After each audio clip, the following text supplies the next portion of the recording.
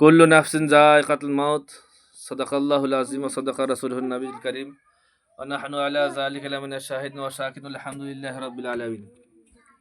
যাবতীয় প্রশংসা মহান আল্লাহ তাবারক ওয়া তাআলার জন্য, যিনি এক অদ্বিতীয়, যিনি অক্ষয় অভয় অবিনশ্বর অনন্ত অসীম, যিনি রহমানুর রহিম। তিনার উপর উচ্চ স্বরে ভক্তি ভরে উচ্চ স্বরে বলুন আলহামদুলিল্লাহি রাব্বিল আলামিন। তারপরে পরে অসংখ্য ধারা দরুদের নাসরানা হোক যিনি হলেন আমিনা লাল মরুর দুলাল তাজদারি মদিনা আহমদি মুজতাবা মুহাম্মদ রাসূলুল্লাহ সাল্লাল্লাহু আলাইহি সাল্লামের উপর হাজার হাজার দরুদ ও সালাম বর্ষিত হোক, নাযিল হোক, পরিচিত হোক, প্রবাহিত হোক, বলুন আল্লাহুম্মা আমিন। মুআজ্জাজ সামানী কিরাম, আমরা আজকে 4 দিনের ইসালি সওয়াবের জন্য বসি। মনিরুল ইসলামের স্ত্রী ইন্তেকাল করে গেছে। যে ইন্তেকাল প্রত্যেকে এই জায়গাটা আসতে হবে, প্রত্যেকের ইন্তেকাল আছে। আল্লাহ রাব্বুল আলামিন বলেন কুল্লু নাফসিন যায়কাতুল মাউত, প্রত্যেক নফস জীবনদারকে মৃত্যু স্বাদ গ্রহণ করতে হবে। বলুন সুবহানাল্লাহ।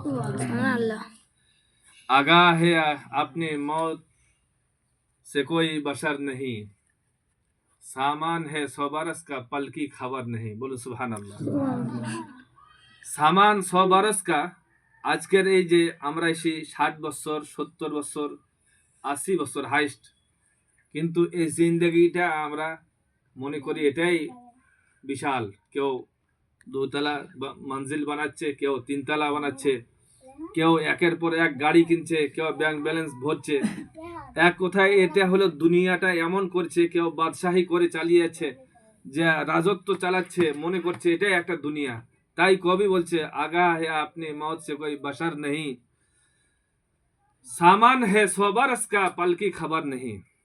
কবরে থাকতে হবে হাজার হাজার বছর, তার কোনো খবর আছে? আপনাদেরকে আমি একটাই কথা বলবো যে আজ জুম্মার দিন গেল, আমরা প্রত্যেকে মুসলমান জুম্মার দিনে যাই।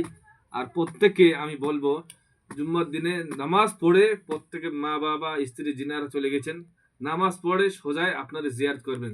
আল্লাহ নবী সাল্লাল্লাহু আলাইহি সাল্লাম বলেছেন যে কবরে জিয়ারত করো, আর জিয়ারত করলে তোমার কবরের খবর মরণের স্মরণ হবে, আর মরণের স্মরণ হলে আল্লাহর ভয় ঢুকবে, আর আল্লাহর ভয় ঢুকলে তো একদিন না একদিন তুমি মসজিদে যাবে, নামাজ পড়িবে, রোজা রাখবে, আল্লাহকে খুশি করাবে। আল্লাহ রাব্বুল আলামিন বলেন যখন তুমি আমাকে খুশি করাবে, তোমার জন্য আমি জান্নাত তৈরি করে রেখেছি। বলুন সুবহানাল্লাহ। তাই মুআজ্জাজ সামানী কিরাম, জাগ না হে জাগ লে আফলাক কে ছায়া তালে। কতদিন ঘুমিয়ে থাকবেন? এই ঘুমার দুনিয়া নয়।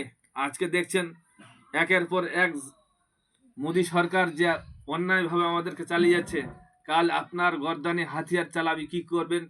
তাই ইমাম হুসাইন রাদিয়াল্লাহু তাআলা আনহু দেখিয়ে দিয়েছেন 22,000 নয় 22 কোটি যদি আপনার আমাদের সামনে মুসলমানের সামনে লড়ার জন্য আসে, মুআজ্জাজ সামানী কিরাম, ইমাম হুসাইনের ইতিহাস ছেলের জীবনে ঢুকাই দেন, ছেলের মধ্যে ইতিহাস ঢুকাই দেন যে ইমাম হুসাইন একাই লড়ার জন্য 22,000কে হারিয়ে দিয়েছেন আর ইসলামকে জয় করেছেন। বলে সুবহানাল্লাহ। তাই কবি বলছে मोमिन मर गया कौन कहता है मोमिन मर गया, अरे मोमिन तो छूटा कैद से तो अपना घर गया। बोलুন সুবহানাল্লাহ। যে আজকে যিনি চলে গিয়েছেন উনি মৃত্যু করেছে না, ওনার আসল জায়গায় চলে গিয়েছেন। বলুন সুবহানাল্লাহ। আল্লাহ তাআলা তিনাকে জান্নাতবাসী করুক, আল্লাহ তাআলা তিনার কবরকে নূরুন আলা করুক। আল্লাহুম্মা আমিন।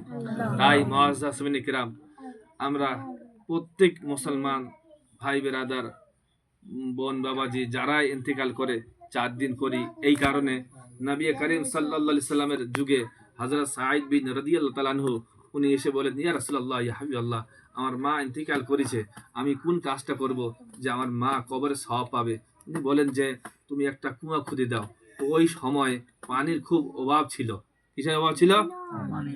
পানির অভাব ছিল। বলছেন তুমি একটা কুয়া খুঁড়ে দাও।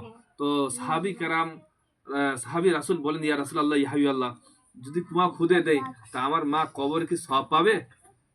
রাসূলুল্লাহ সাল্লাল্লাহু আলাইহি ওয়াসাল্লাম বলেন মুহাম্মদ রাসূলুল্লাহ, জোরে বলেন সাল্লাল্লাহু আলাইহি ওয়াসাল্লাম উনি বলেন, ও সাহাবী রাসূল শোনো, তুমি কুয়া খুঁজবে, তোমার টাকা খরচ হবে কুয়ার জন্য, তোমার পরিশ্রম হবে কুয়ার জন্য, কিন্তু ওই কুয়ার মধ্যে যারা পানি খাবে, যারা পানি উঠাবে, যারা পানি পান করবে, তোমার মা কবরে সব পেয়ে যাবে। সুবহানাল্লাহ।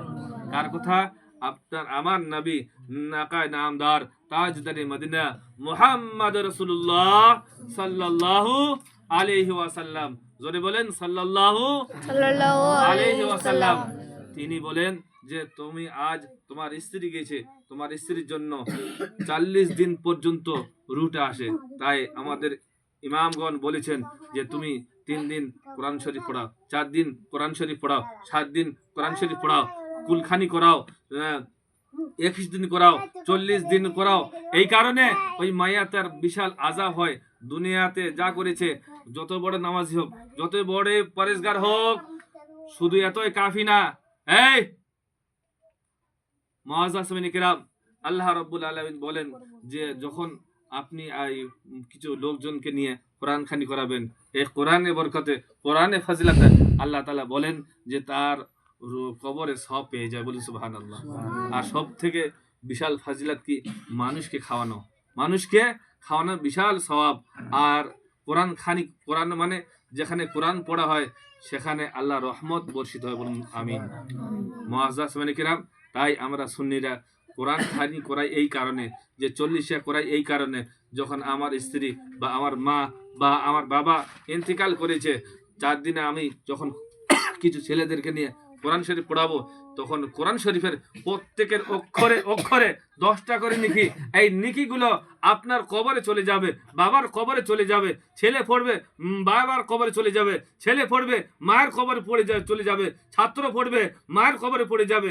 আপনি লোক নিয়ে আসবেন, কোরআন শরীফ পড়বে, কুলখানি করবে, সব সওয়াব আপনার মা যদি ইন্তেকাল করে কবরে চলে যাবে, স্ত্রী যদি ইন্তেকাল করে স্ত্রী কবরে চলে যাবে। আল্লাহ নবী সাল্লাল্লাহু আলাইহি সাল্লাম 1400 বছর আগে বলেছেন যে কথা কেউ পর্যন্ত বলতে পারে না।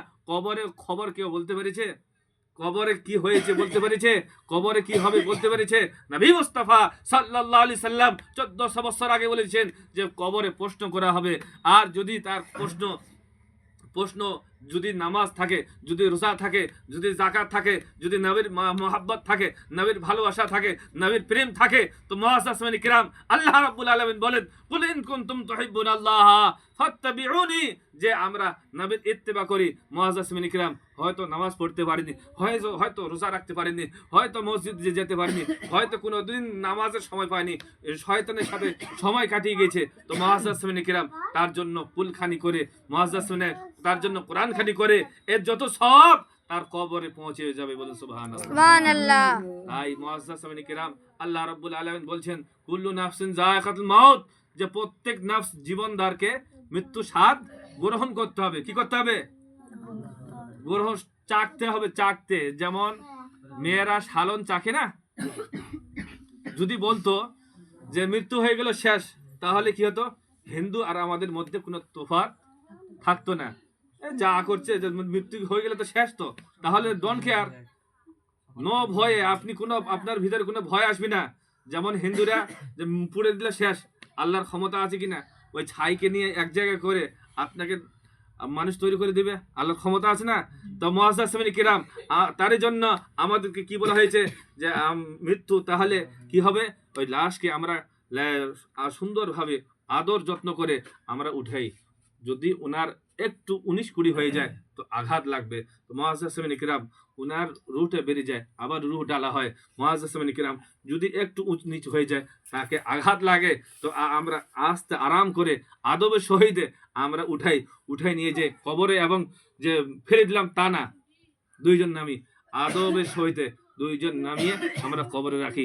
তাই মুআজ্জাজ সামিন কিরাম, আমাদের ধর্ম শ্রেষ্ঠ ধর্ম, উত্তম ধর্ম, যে ধর্ম অন্য ধর্ম দেখে যখন হিন্দুরা খ্রিস্টানরা লাশকে পোড়ায়, যে আল্লাহ পোড়ার টাইমে যখন অটোমেটিক লাশ ওর মাথা একদিকে উঠে যাবে, পা হতে একদিকে উঠে যাবে, লাঠি দিয়ে বেটে, তাই অন্য অন্য ধর্মরা আমাদের ধর্মকে ফলো করে মুসলমান হয়ে গেছে।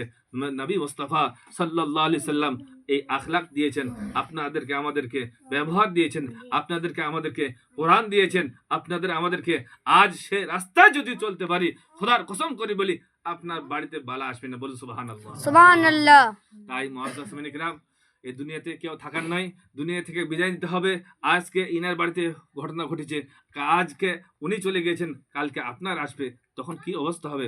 তাই মুআজ্জাজ সামিন কিরাম, আজকে জুম্মার দিন, সামনে জুম্মা আসবে, আপনারা প্রত্যেকে জুম্মা যাবেন, এটা ওয়াদা করুন আপনারা প্রত্যেকে।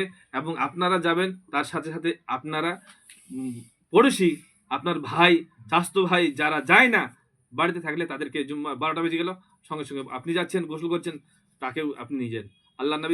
আল্লাহ রাব্বুল আলামিন 29 পারার মধ্যে আল্লাহ তাআলা বলছেন, ইয়া আইয়ুহাল্লাযিনা আমানু কু আনফুসাকুম ওয়া আহলিকুম নারা, তুমি করো, তুমি পড়ো, তুমি করো, তারপরে তুমি অপরকে শিখাবে।